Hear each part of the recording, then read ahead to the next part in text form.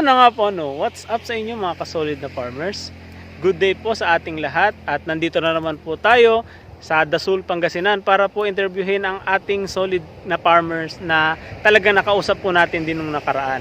Dati po ang tanim niya is palay na ginamitan po ng Pure Abundant Harvest. Ngayon naman po is mais naman po. Ayan, kung nakikita nyo sa paligid natin, ito po yung na-spray ng Abundant Harvest. At ito pa po yung maganda, wala po siyang linagay na insecticide, fungicide, pesticide at abono po, Pure Abundant Harvest lang po yung kanyang nilagay dito. So interviewin natin siya kung ano nga ba yung ginawa niya at proseso na ginawa niya para gumanda ang kanyang tanim na mais at organic. Yan, tawag dito organic mais na eh. Okay, so yun, ito po si Sir Moises. Ayan, Sir.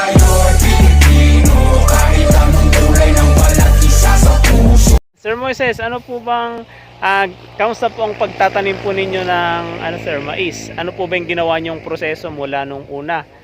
Opo. So far sir, nung nagtanim ako ng mais, parang sinubukan ko lang yung abundant harvest, kaya konti lang yung tinanim ko. Then nalaman ko na effective talaga yung abundant harvest sa mais. Hindi lang po sa palay, pati sa mais pala. Wow. Dahil sa mga mais ko po, wala pa akong ibang ginamit na abono. Hindi pa ako nagbasal kasi gusto ko talagang subukan ang galing ng abundant harvest. Napatunayan ko na maganda pala talaga. Okay. Sir, mula nung pagkatanim nyo, sir, ilang days nyo siya in-sprayan, sir? Sir, in-sprayan ko siya nung mga nasa 15 days na siya. Nasa 15 days na siya. Tapos yung yung sumunod na spray nyo, sir? Nung nasa sir, mga 30 days. 30 days. 30 So to 40, every siguro yun, 30 to 40. Oo. Tapos yung pangatlo, sir?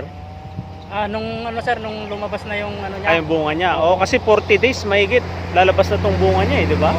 Yung bunga niya. Tapos bali ilan, sir, yung yung pinakalas nyo, sir? Pinakalas nyo Yun na. yun sir, 3 beses lang ako nag-spray. 3 beses lang kayo nag-spray, pero ganito yung lumabas niya. Oo. Di ba? Kung mapapansin nyo po, ang dami diyang may isa tagdadalawa pa nga, di ba, sir? Pero kung bubuksan nyo yung loob, maganda at makinis, sir, di ba? Yung sir, yung bunga. Oo, sir. Oo. Anong mapapansin nyo naman, sir, nung na-spray nyo ng Abundant Harvest, yung bunga niya, ano yung napansin nyo sa kagandahan ng Abundant Harvest? Maganda yung mga bunga, sir.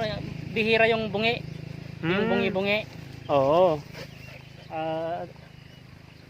Pakita natin yung sample mamaya, sir, para Sige. So, pero yung may sample dito maliliit lang ito. tong tanim ko kasi native lang po ito. Ito, sir, no? Oo, native lang. So ito native daw po ito. Itong na to, mais na Pag native, sir, 'di ba mga malagkit sin, sir, no? Tama, sir, malagkit. So yun, nag-harvest kami ni sir. Marami kaming nakita dito na Ayan, ito may mga kulay. Na crossbreed yata. Na crossbreed. Tapos doon, sir, 'di ba may mga sir? May mga kulay violet. May mga kulay violet na ginawa mismo ng mga yun eh.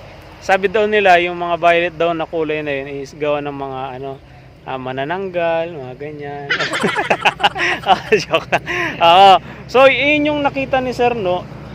Kumbaga yung iba naghihirap sila naglagay ng abono para gumanda yung mais nila, pero si sir linagay niya lang Abundant Harvest lang at tinesting niya to sa kanyang lupain na ngayon ang ganda ng resulta. Sabi nga ni sir, wala masyadong patubig, di ba, sir? Wala masyadong patubig. Mano-mano lang po ako nagdidilig, kaya konti lang yung tinanim ko. Lalo na kapag yung Abundant Harvest ginamit dun sa talagang sapat ang tubig sa maisan nila, lalong mas maganda po. Kaya anong masasabi, sir? Dito po sa kulang ng patubig, maganda na. Paano pa kaya dun sa kumpleto yung patubig? Oo, paano pa kumpleto sa patubig? Talagang yun, kumbaga first class talagang mais mo nun. 'Di ba, sir? Kaya anong masasabi niyo, sir, sa mga nagtatanim, sir, ng mais, sir? So, sa mga katulad kong farmer na nagtatanim ng mais, subukan nyo yung Abundant Harvest Fertilizer at hindi po kayo magsisisi. Ayun. Sa mahal po ng abono ngayon, kailangan nating maghanap ng ibang alternative na magagamit sa ating pananim. Safe na safe pa po ito dahil organic po. Yes, tama. So safe na safe pa po ito, kaya kung may tanim po kayo na mais, pwede nyo pong isprayan ng Abundant Harvest. Ang kagandahan naman nito, para makatipid ka rin sa abono, tips ni ni Sir Moises, na sa una is magbasal ka muna, sir, no? Oo. Ng unting abono, sir, tama, no? Oo. Tapos sa susunod po hanggang sa harvest niyo na puro abundant harvest na yung ilagay ninyo. So marami rin po napag-test mo, hindi lang po si Sir Moises, pati rin po yung distributor natin sa Santa Maria. Yun din po yung sinabi po niya. So sa lahat po ng ano sir, no? Sa lahat ng variety. Oo. Oo. So ngayon sir, ito sa mais, ano naman po yung susunod na itatanim nyo dito sir? Palay na dito sir ang susunod. So palay na, oo, kasi magtatagulan na sir, no? Oo. Oo. So isa pang kagandahan po kapag yung abundant lang ang ginamit, hindi tayo gumamit ng urea, hindi po mababawasan po yung pagka-acidic ng lupa natin.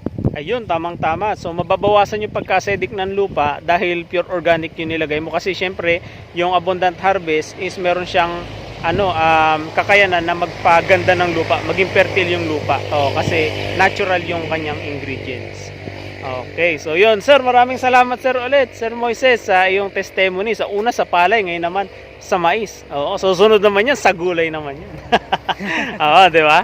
So yan sir, maraming salamat sir. And ano pong masasabi natin sa ating mga subscribers sir?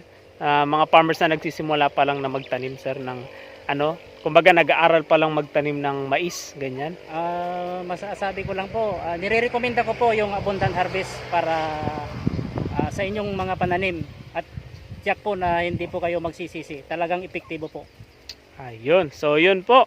And dito po si Sir Moises at nagpapatunay na si Abundant Harvest ay maganda at hindi ka magsisisi pag ginamit mo to. Dahil pag nagsisi ka, pag bumili ka, pwede mong ibalik ulit pag hindi effective.